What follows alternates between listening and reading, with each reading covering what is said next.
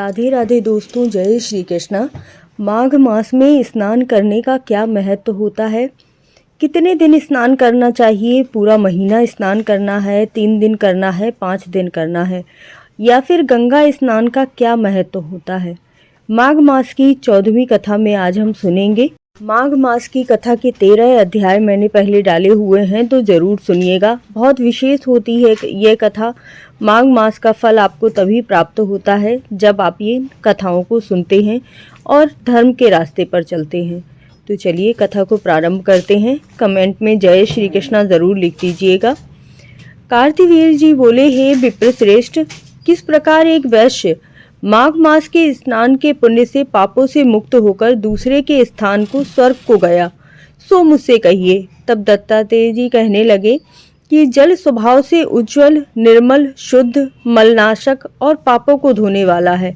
जल सब प्राणियों का पोषण करने वाला है, ऐसा वेदों ने कहा है। मकर के सूर्य माघ मास में गौ के पैर डूबने योग्य जल से भी स्नान करने से मनुष्य स्वर्ग को प्राप्त होता है। यदि सारा मास स्नान करने से अशक्त हो तो 3 दिन स्नान करके भी पाप नाश करता है। जो व्यक्ति थोड़ा भी दान करे वह धनी और दीर्घायु। 5 दिन स्नान करने से चंद्रमा के सिरदर्श शोभायमान होता है। इसीलिए अपना शुभ चाहने वालों को माघ से बाहर स्नान करना चाहिए। अब माघ में स्नान करने वालों के लिए नियम क्या है? अधिक भोजन का उपयोग न करें, भूमि पर सोएं, भगवान की त्रिकाल पूजा करें, ईंधन, वस्त्र, कंबल, जूता, कुमकुम, घृत, तेल, कपास, रुई, वस्त्र तथा अन्न का दान करें। दूसरे की अग्नि न तपें, ब्राह्मणों को भोजन कराएं और उनको दक्षिणा दें तथा एकादशी के नियम से माघ स्नान का उद्यापन करें। भगवान से प्रार्थना करें कि हे देव, इस स्नान का मुझको यशोक्त फल मिले। मौन रहना, मंत्र का उच्चारण करें, फिर भगवान का स्मरण करें। जो मनुष्य श्री गंगा जी में माघ में स्नान करते हैं वे 4000 युग तक स्वर्ग से नहीं गिरते। जो कोई माघ मास में गंगा और यमुना में स्नान कर ले वह प्रतिदिन 1000 कपिला गांव के दान के बराबर होता है। दत्तात्रेय जी कहने लगे कि हे राजन, प्रजापति ने पापों के नाश के लिए प्रयाग तीर्थ की रचना की।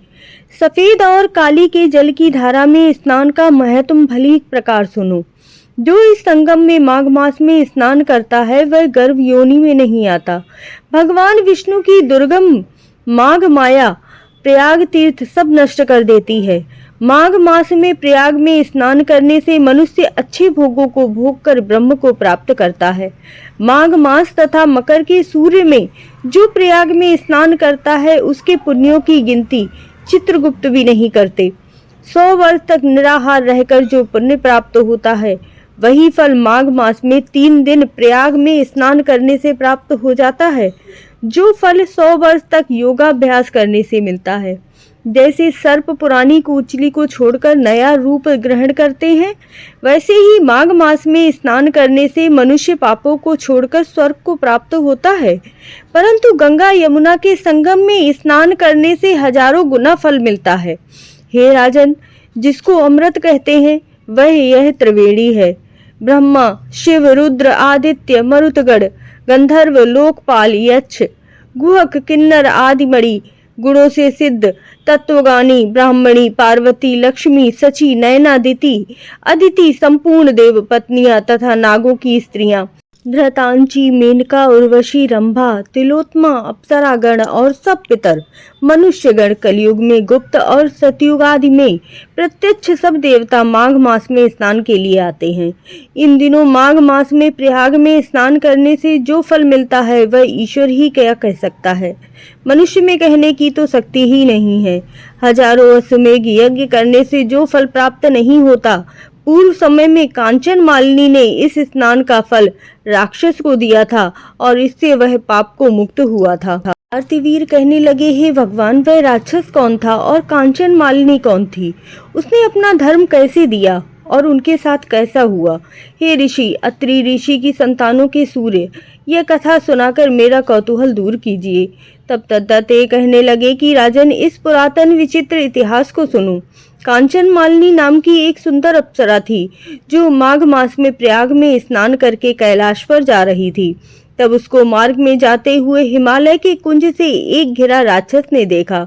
उस सोने जैसे तेज वाली, सुंदर कटी वाली, बड़े बड़े नेत्रों वाली, चंद्रमुखी सुंदर केस और पिन पयोधर वाली सुंदर अप्सरा को देखकर राक्षस ने कहा, हे सुंदरी कमल नयनी, तुम कौन हो और कहाँ से आई हो? तुम्हारे वस्त्र और वेड़ी भीगी हुई क्यों हैं?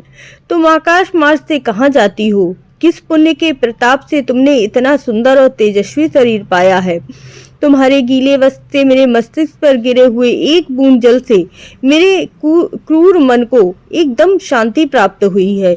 इसका क्या कारण है? तुम मुझे बहुत ही शीलवती प्रतीत होती हो।